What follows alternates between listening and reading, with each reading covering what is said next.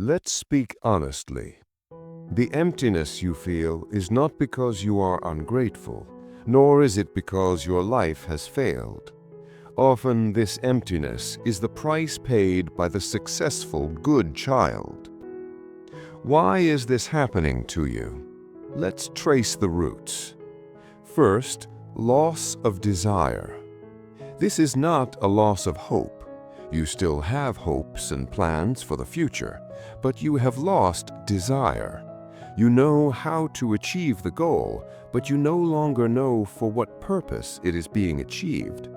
You do everything because you must, not because you want to. Second, emotional numbness. This is a form of existential anhedonia.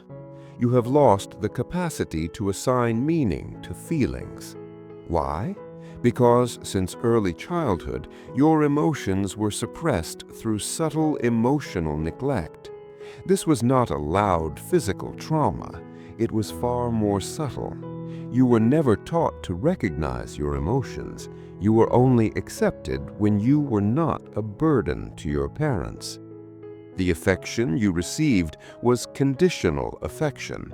You were loved because your grades were good, because you were obedient, because you were good. The delayed realization. The result? You grew up to be an adult who is brilliant at analyzing, but poor at feeling. Your identity was built on function, not feeling. You feel like a perfectly functioning machine, but you lack an operator within. You feel empty because your soul has remained silent for too long just to be accepted by the world. And now, after achieving everything, you realize that the person who has been successful all this time was not actually you.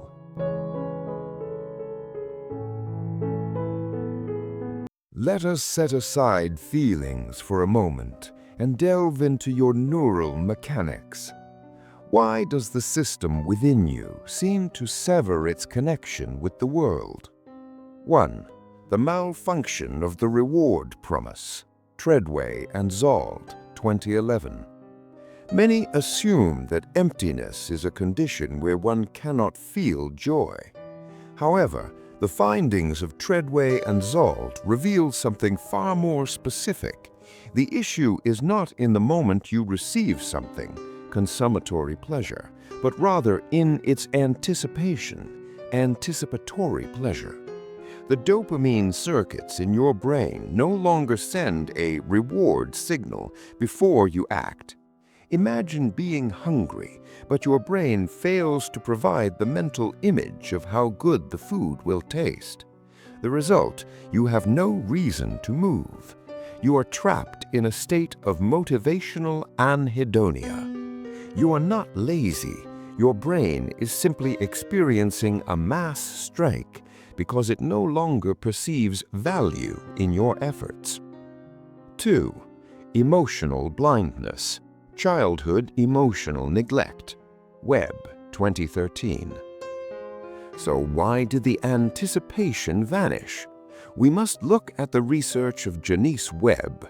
Adult emptiness is a manifestation of emotional suppression, a chronic suppression of emotions that began early in life.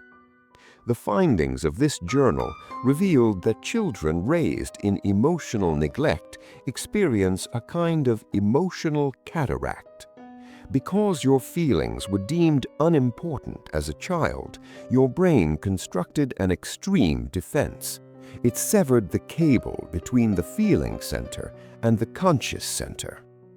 Neurobiologically, this was your body's way of saving you from the pain of being unheard. But the price is steep. In adulthood, that cable remains severed. You can analyze problems with genius-level intellect, but you fail to feel them. You become an observer of your own life because the emotional operator in your brain is locked in an isolation room you built decades ago. This is the scientific answer. You are not empty because you lack feelings, but because your nervous system is running an expired self-protection protocol.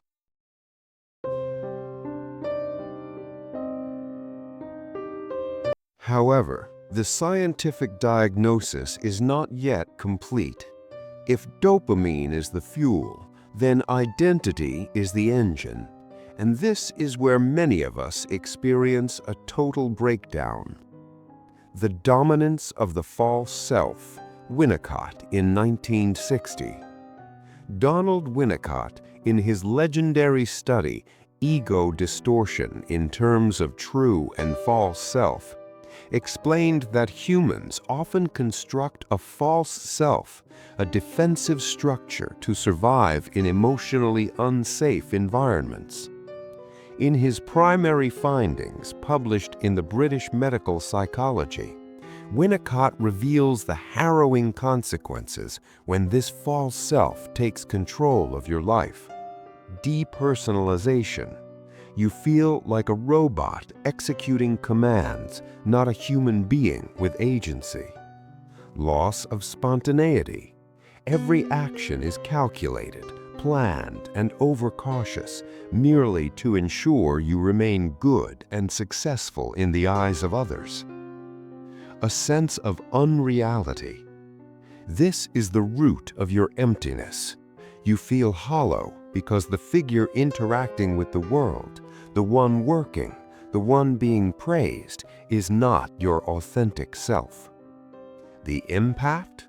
You experience existential fatigue. You are exhausted not because of your workload, but because your soul's energy is depleted by maintaining this performance every single day. You lose the sense of, I am present here. The persona or mask you have worn for too long eventually stops protecting you and begins to erode your very existence. You feel empty because you are watching a stranger live your life.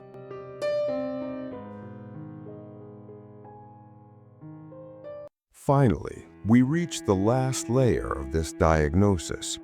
After your brain is exhausted and your identity is lost behind a mask, a condition emerges that Viktor Frankl, 1966, termed the existential vacuum.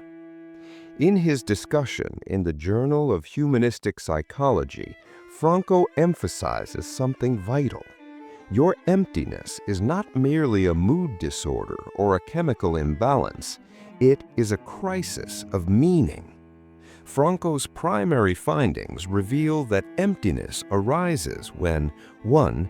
You live solely to fulfill external values, the standards of success defined by others, family expectations, or social trends, rather than values you consciously choose. 2. You lose personal meaning orientation. You have the means to live, but you lack the why to live. The impact?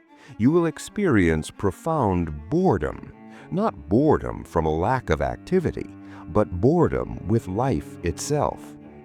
Apathy sets in, a feeling that life keeps moving, you keep walking, but you realize you're actually going nowhere.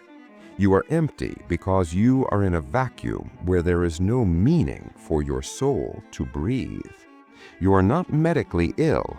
You are experiencing an existential drought.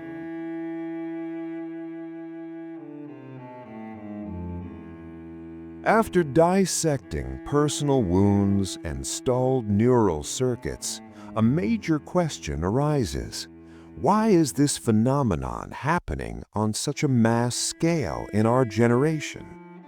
Philosophy does not view your emptiness as a biological error, but rather as a consequence of the world we have built for ourselves.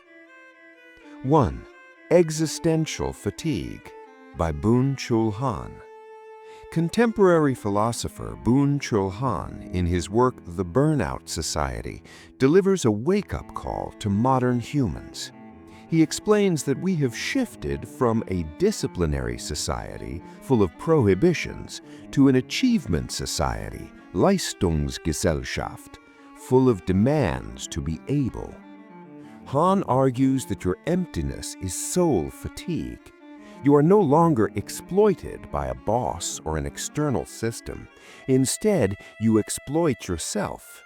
You have become both the master and the slave, whipping yourself for the sake of productivity. When you feel empty, your soul is actually on a total strike against a system that demands you to shine relentlessly. 2. The Condemnation of Freedom by Jean-Paul Sartre. For Sartre, emptiness is your encounter with absolute freedom. He called it nausea or existential sickness.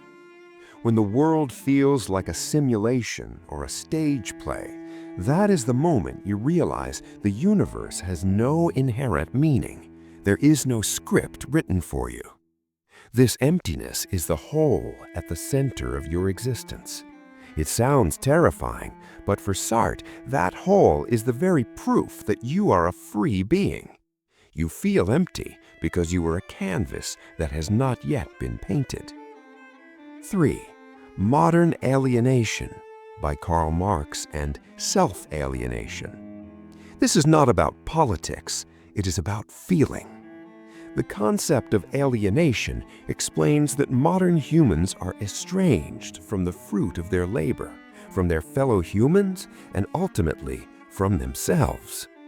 We work to create things we do not love, to buy things we do not need, in order to impress people we don't even like. Emptiness is the distance between your daily actions and the deepest desires of your soul. You feel empty because you're living as an economic instrument rather than a liberated human being. Emptiness cannot be understood merely as an individual psychological failure, nor can it be reduced to mental weakness or a lack of gratitude. It is a multidimensional phenomenon born from the complex interaction between neuropsychological factors, emotional development, and existential crisis. On neuropsychology, Anhedonia explains how we function cognitively but lose the effective drive to engage. Life is no longer chosen but lived mechanically.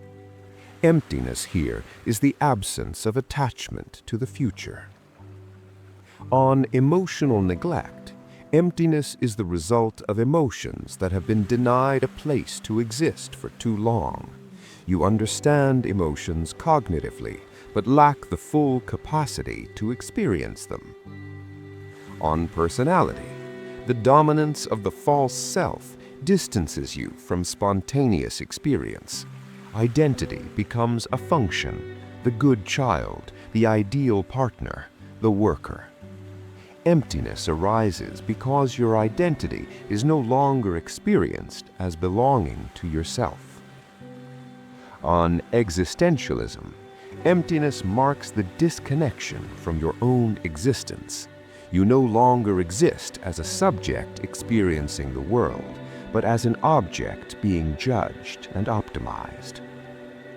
The core of emptiness, at its deepest level, it is the loss of self-chosen meaning.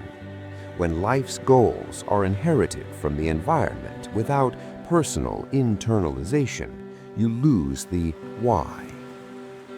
Final synthesis.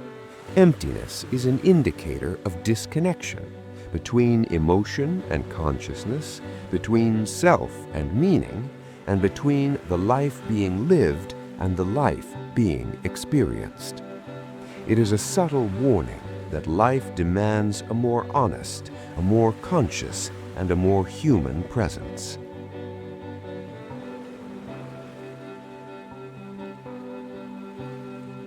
So, what remains when all the masks are gone, when your achievement engine stops? Do not run. Sit there for a moment in that silence. Acknowledge the truth you've been hiding, that you are tired of being good just to be accepted, and you long to be real, even if you're imperfect. This emptiness is not a curse, it is a waiting room. Like stars that only appear when the sky is truly dark, your true meaning is often found when all your false meanings wither away. In this ground zero, you are allowed to be human again. You have a choice to stop merely surviving life and start experiencing it. Go home to yourself. Tend to the cracks. A hollow sky doesn't mean there's nothing there. It is simply leaving space so you can see where the star's direction is leading you home. Thank you for being brave enough to face your emptiness today. I'll see you on the next journey.